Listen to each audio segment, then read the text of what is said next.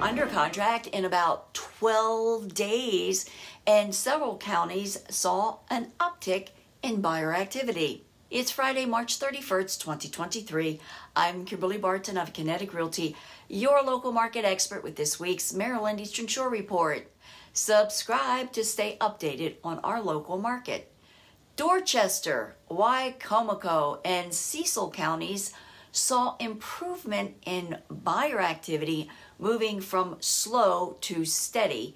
Worcester, Queen Anne's, and Caroline remain slow, while Talbot and Kent are limited.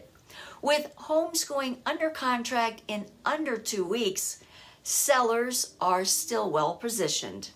Homes available on the shore fell again to 967 since last week. 75 homes came on the market since my last report.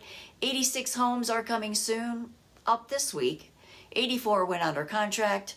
112 went to pending, a nice increase this week.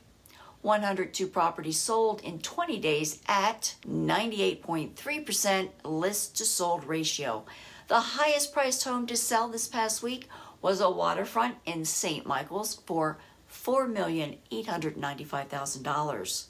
Available rentals fell to 60 homes for lease at $2,050 per month, leasing in 27 days. What's on your mind about our local market? Message me your questions.